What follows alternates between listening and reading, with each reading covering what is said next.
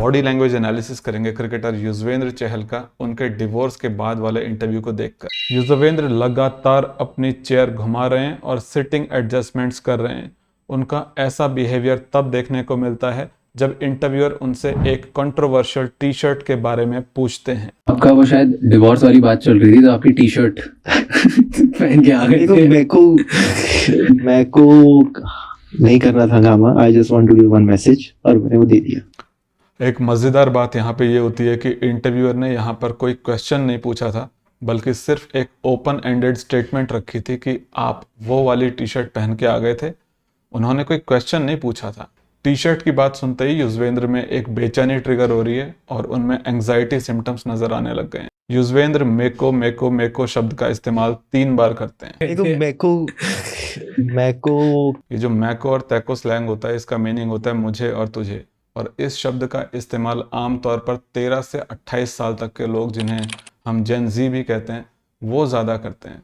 लेकिन युजवेंद्र की एज करीब 35 साल है और इस उम्र के मैक्सिमम लोग मैको तैको स्लैंग को यूज़ ही नहीं करते। यानी कि साफ तौर पर ये एक एब्जॉर्ब्ड बिहेवियर है जो किसी छोटी उम्र के व्यक्ति से इनमें आया है, और चांसेस हैं कि छोटी उम्र का वो व्यक्ति आरजे महावश या फिर इनकी एक्स वाइफ धनश्री हो सकते हैं। कपल्स के बीच में एक पर्सन इन्फ्लुएंशियल होता है और दूसरा पर्सन सजेस्टिबल होता है।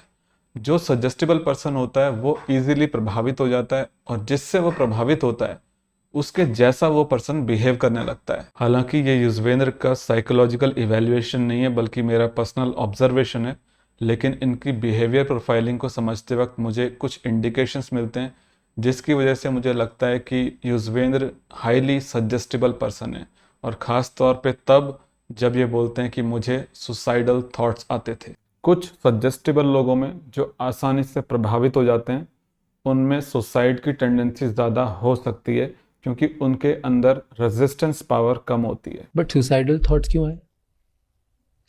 क्योंकि पैसे तो थे, हाँ, फ्रेंड्स बट ऐसा लग रहा है कि I was tired of my life. आम भाषा में कहूँ तो सजेस्टिबल पर्सन एक ऐसा व्यक्ति है जो कभी किसी को प्रभावित नहीं करता, वो खुद ही प्रभावित हो जाता है। वो हमेशा भावनाओं में बह जाता है, और इसीलिए एक 35 साल के मिलेनियल का मेको तेको स्लैंग का इस्तेमाल करना मेरे लिए काफ़ी अजीब है। लेकिन दूसरी पॉसिबिलिटी है सोशल मीडिया रील्स से इस स्लैंग को सीखने की, लेकिन उस केस में भी व्यक्ति के बिहेवियर में सजेस्टिबल होने का संकेत मिलता है, क्योंकि आप उस जनरेशन के तो हो नहीं, फिर भी आपने एक दूसरे जनरेशन के स्लैंग को अपने अंदर एब्जॉर्ब कर लिया है। शार्क टैंक टीवी शो में आने वाले कुछ मिलेनियल जनरेशन वाले स्टार्टअप फाउंडर्स, वो भी इस स्लैंग का इस्तेमाल काफ़ी करते हैं, लेकिन वो एक अननेचुरल और स्ट्रेटेजिक मूव होता है कंपनी के प्रोडक्ट्स को जेन जी कल्चर में ब्लेंड करने के लिए।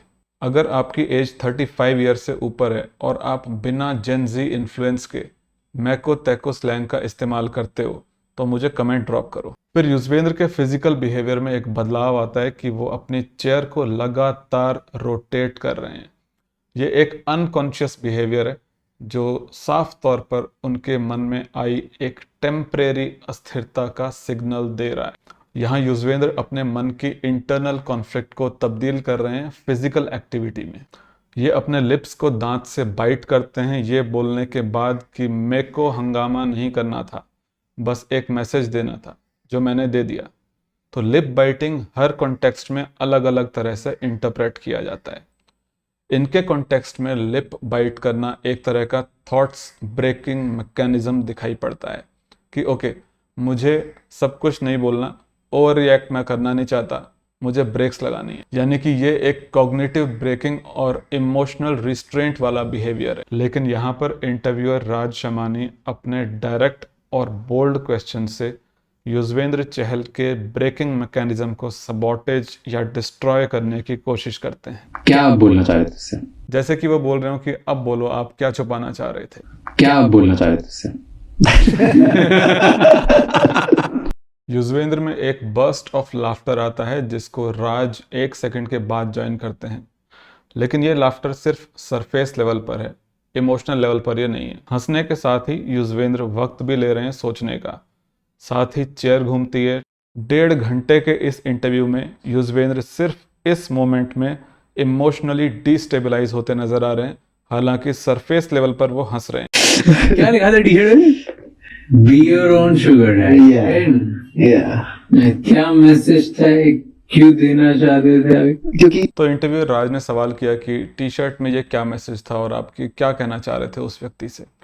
युजवेंद्र अपनी आंखें राज से हटा लेते हैं क्योंकि उनका माइंड ऑलरेडी बहुत ज़्यादा हैवी कॉग्निटिव लोड को झेल रहा है और इंटरव्यूअर की आंखों में देखने से ये कॉग्निटिव लोड मल्टीफोल्ड बढ़ जाएगा। कुछ लोग मुझसे पूछते हैं कि अगर हम किसी की आंखों में देखते रहें और साथ साथ हमें एंग्जाइटी भी हो रही है लेकिन फिर भी अगर हम देखते रहें तो क्या होगा। युजवेंद्र जैसे केस में कॉग्निटिव लोड बढ़ने पर किसी का इमोशनल ब्रेकडाउन हो सकता है और वो इंसान अचानक से रो सकता है, वो बेतुके सवाल करने लगेगा या फिर उसका मेंटल ब्रेकिंग सिस्टम खराब हो सकता है जिसकी वजह से वो सारी बातें खोल देगा।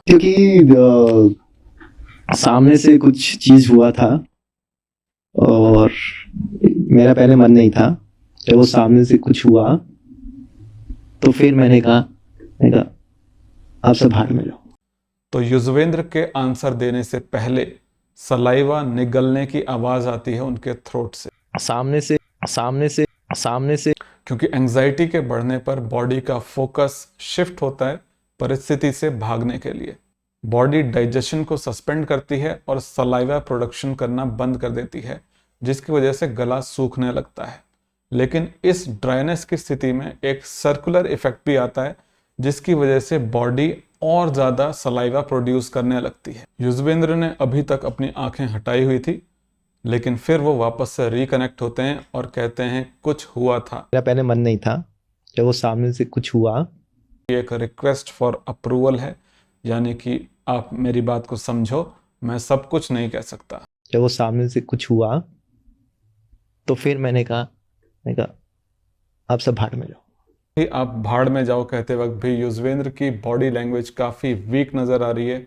ये हेड टिल्ट कर रहे हैं और सेंटेंस में आवाज़ का वॉल्यूम धीमा होता चला जाता है, जिसका मतलब ये हो सकता है कि ये जिस सेंटेंस को बोल रहे हैं असल में इनका मन उसको अंदर से मानता नहीं है। अगर आपको लग रहा है कि बात सिर्फ टी शर्ट तक की है तो ऐसा नहीं है।